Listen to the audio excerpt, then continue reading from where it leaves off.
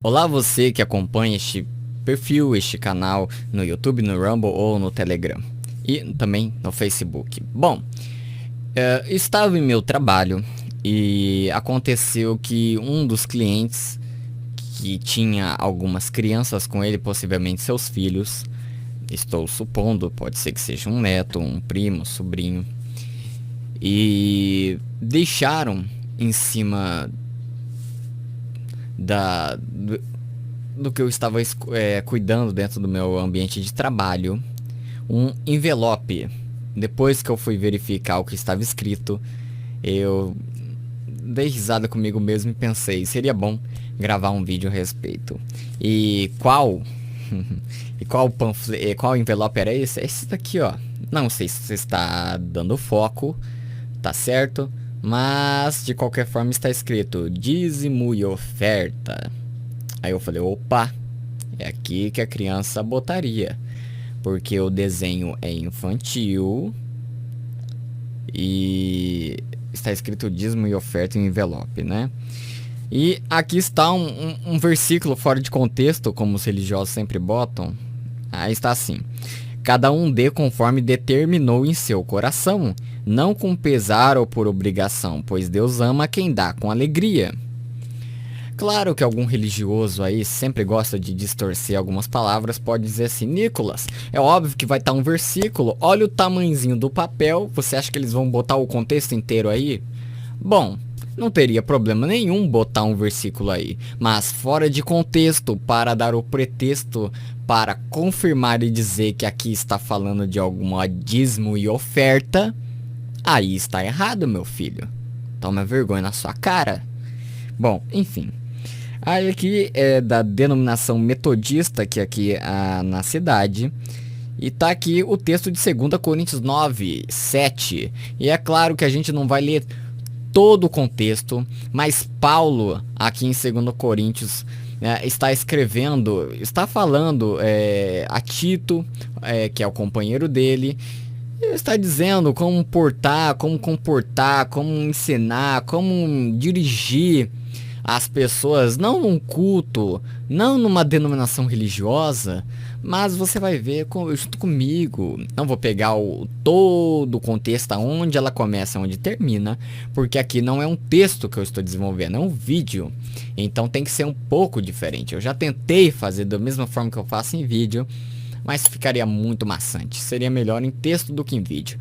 Mas eu pensei, vai ter tempo no domingo, então eu vou estar gravando enquanto as pessoas vão estar lá dando dízimo e oferta. Estou aqui para mostrar mais um verso que não está falando disso, que eles usaram como pretexto, um verso fora de contexto, para dizer que ali está falando de dízimo e oferta, como se tem base bíblica para isso. Vamos lá, está escrito assim: quanto a Tito, é meu companheiro, quem está dizendo? Paulo, e cooperador para convosco. Quanto a nossos irmãos, são embaixadores das igrejas e glória de Cristo. Claro, das igrejas, das pessoas, né?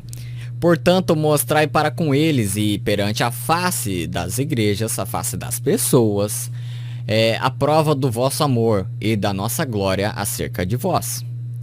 Quanto à administração que se faz a favor dos santos, não necessito escrever-vos. Por quê? Porque bem sei a prontidão do vosso ânimo, da qual me glorio de vós para com os macedônios, que a Acaia esteja pronta desde o ano passado e o vosso zelo tem estimulado muitos. Ele precisa escrever? Não, eles já sabem. Então não tem. Paulo não viu a necessidade de dizer àquele pessoal o que fazer, né? Mas enviei estes irmãos para que a nossa glória acerca de vós não seja vã nesta parte, para que, como já disse, possais estar prontos. A fim de que, se caso os macedônios vierem comigo e vos acharem desapercebidos, não nos envergonhamos nós, para não dizermos vós, deste firme fundamento de glória. Portanto, tive por coisa necessária exortar estes irmãos para que primeiro fossem ter convosco e preparassem de antemão a vossa bênção, já antes anunciada, para que esteja pronta como bênção e não como avareza. E digo isto, que o que semeia pouco, pouco também ceifará, e o que semeia abundância, abundância ceifará. Paulo está tratando aqui de coisas físicas ou religiosas. Ele está falando de uma forma física, o que que é? Bom, pelo contexto até agora, está falando, mandando a carta para uma pessoa, enfim, está falando de uma forma física. Por quê? Claro, ele toca nos assuntos espirituais como glória, zelo, exortar estes irmãos, a vossa bênção e tudo mais.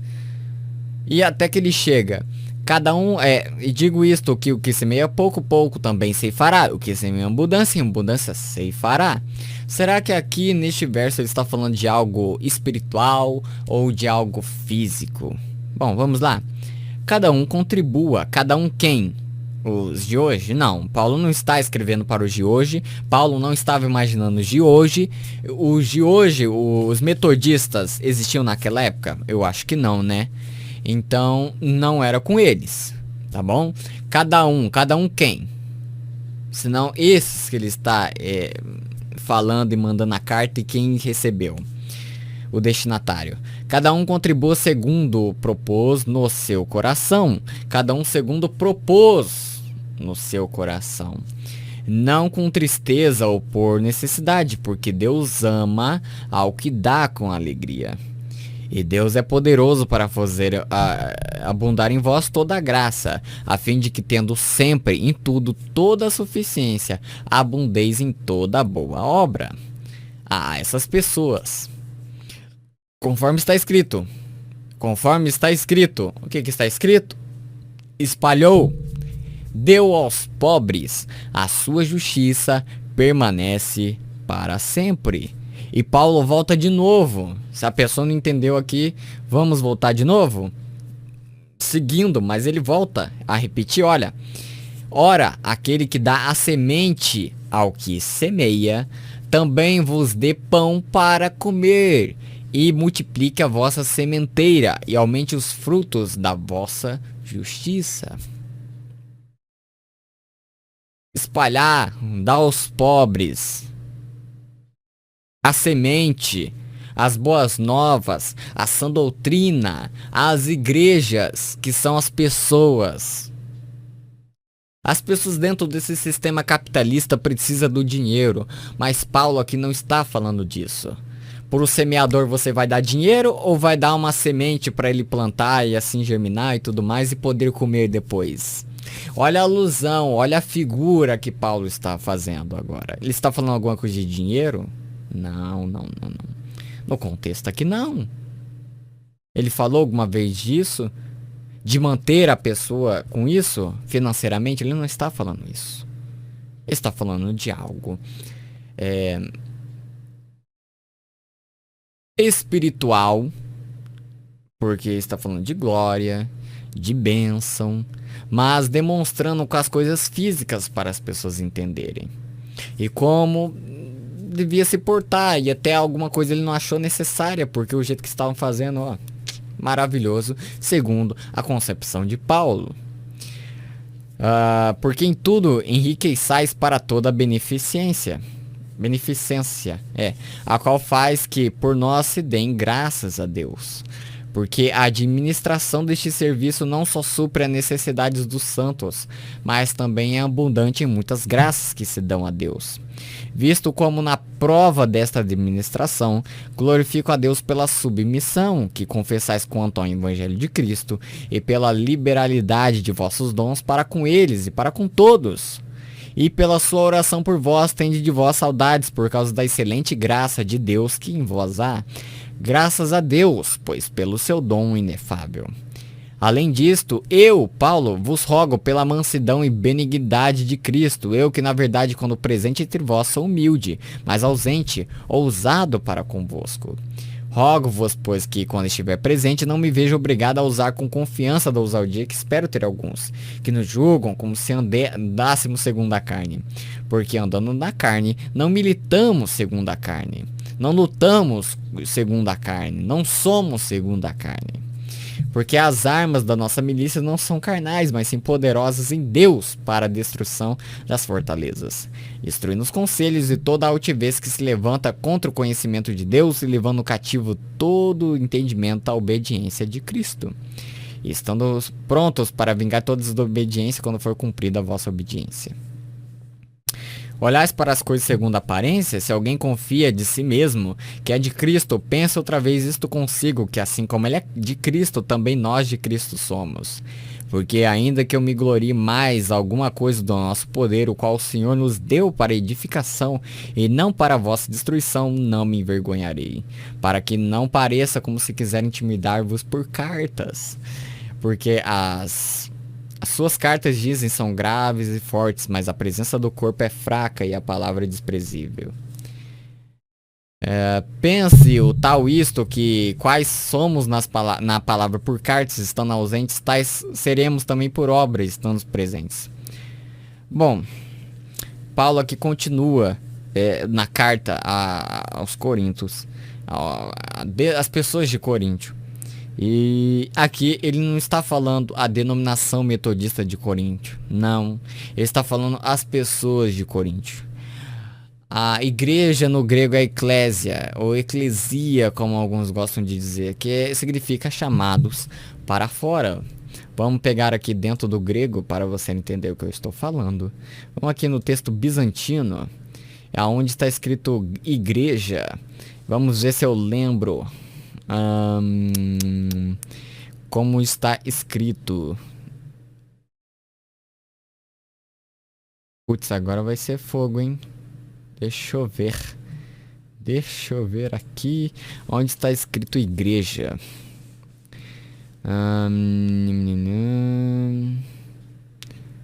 Tá. Espalhou dos pobres. Igreja. Só para vocês verem.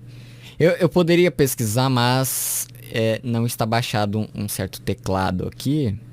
Um idioma de teclado para vocês saberem aqui.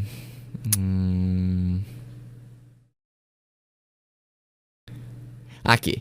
Portanto, mostrar para frente a face das igrejas. Tá. 2 Coríntios 8, 24. Beleza. Coríntios 8, 24. Beleza. Aqui, ó. Aqui, ó. Eclesia. Não, eclesia. Aqui, ó. Aqui é um pronome genitivo feminino do plural de eclesia. É aí que dá o som de assembleia, de uma reunião, de uma congregação, tá certo? É um senso geral para categorizar, para caracterizar uma assembleia, uma reunião. As pessoas, assembleia, o povo de Israel congregado. Às vezes que esse termo é utilizado. Entende? É uma congregação. O corpo universal das pessoas, crentes. Entendeu? A eclesia. Quando tem as pessoas na Assembleia Legislativa, lê uma eclesia. No sentido de ser uma assembleia. Entende? Agora, no nosso sentido, o sentido que está escrito em todas a escritura no grego é eclesia, é os chamados para fora. Agora, você já viu alguém da metodista pro lado de fora? A pessoa do metodista pregando pro lado de fora? A igreja metodista recolhendo o dízimo pro lado de fora? Você já viu alguém da metodista entregando esse panfleto por de fora? Não. É pro de dentro para os de dentro. É prisão. É prisão. Igual o seu emprego. Igual às escolas. Igual às denominações. São prisões. Você entende?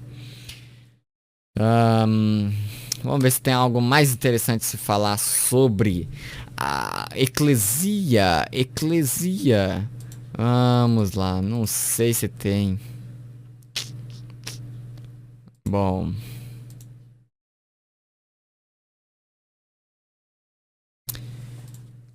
Bom, gente.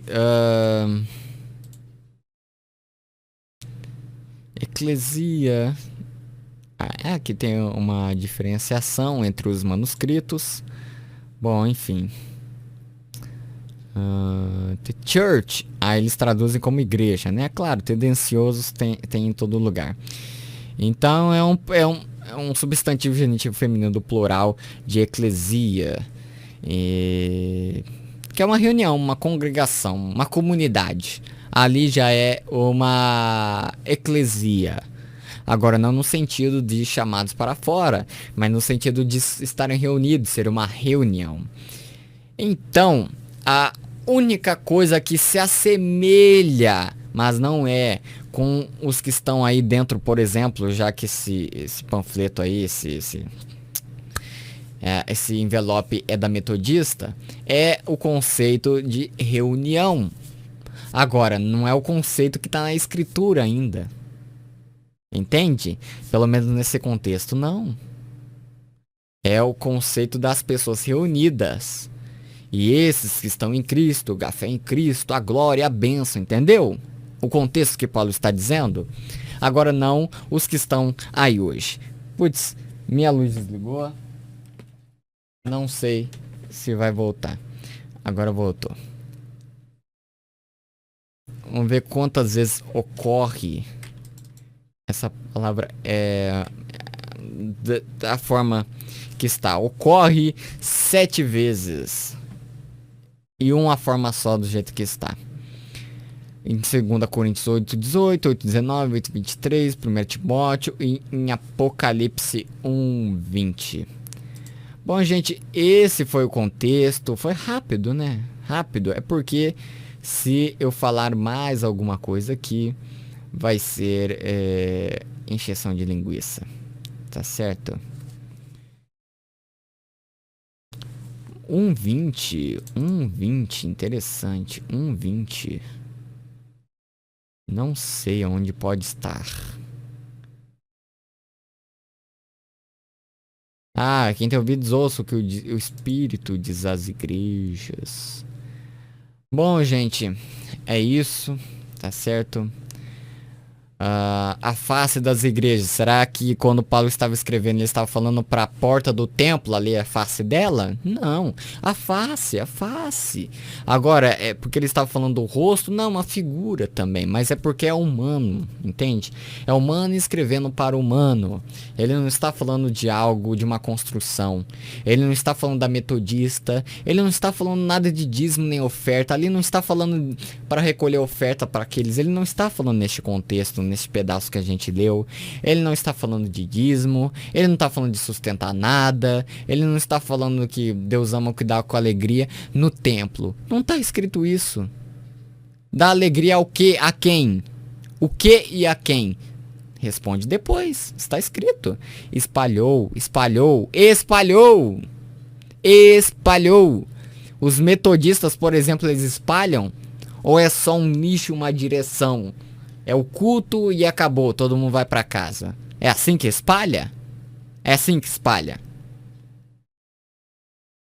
Por exemplo, se você tivesse uma arma e tem vários fenos, para você entender, e você atirar, o feno vai se espalhar. Agora, o feno vai ficar num lugar só? Ele vai para um lugar só, num horário específico? Ou ele se espalha? Espalhar. Entendeu? Lá eles estão presos, estão congregados para dentro. Estão sendo doutrinados de dentro para dentro. Entende? Vamos ver o que eu posso falar mais aqui. Cada um dê conforme determinou em seu coração, propôs em seu coração. Agora, não de uma denominação. Não está falando nada de denominação, está falando de pessoas. Entende? Não com pesar ou por obrigação. Alguns pastores falam, a gente não está obrigando vocês a dar a Deus, vamos que dá com alegria. Então, se você não dá com alegria no templo deles, já Deus não te ama. Seguindo a lógica, é isso. Mas enfim, gente, eu vou parar por aqui. coitada dessa criança que está sendo doutrinada, espero que ela saia desse lixo, tendo consciência de si próprio. Quando tá debaixo dos pais tem que respeitar, infelizmente. Mas nesse quesito, eu digo. Então, espero que quando ela tiver consciência, ela saia desse lixo e seja libertada. Quem sabe, né? Assista esse vídeo aí daqui uns tempos, se a gente estiver vivo. Então aqui, dízimo e oferta. Não. Não, cadê meu canetão? Que em breve eu vou dar algumas aulas aí para os senhores. E aí vocês vão ver o porquê que eu estou omisso. Aqui, ó. Dízimo e oferta? Não. Não. Cada um dê conforme determinou em seu coração, dízimo e oferta? Não, não. Dar o quê? Dar o quê? Ah, Nicolas, dá aos pobres, não pode dar dinheiro pros pobres? Dá dinheiro pros pobres. Mas numa denominação, você vê o pobre sendo dominado ou sendo dominante? Você vê o pobre sendo líder ou sendo membro? Sendo diácono?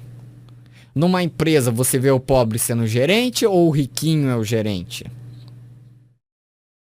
Então, gente, vamos usar a cabeça, né? Não vamos ser mentirosos conosco mesmo. Já basta esse pessoal mentir pra gente, a gente vai mentir ainda pra nós mesmos? A gente vai tentar ainda se auto-enganar? É isso? Bom, é isso. O contexto não fala de denominação, não fala muito menos da metodista, não fala de denominação religiosa nenhuma, de qualquer espécie, não fala de dízimo, não fala de oferta. Não fala de dinheiro, tá certo? Obrigado você que acompanhou até aqui. Espero que tenha ficado claro esse pequeno aí contexto de 2 Coríntios, que eles pegaram espertinhos, pegaram do 9, capítulo 9, versículo 7, mas a gente viu aí em todo o contexto que isso aqui é mais uma mentira para levar a criançada a acreditar que, Deus, é lá, mas confia nesse pessoal, fala cada porcaria esse pessoal, hein? Mas é isso, tá bom? Muito obrigado, que o Pai continue abençoando.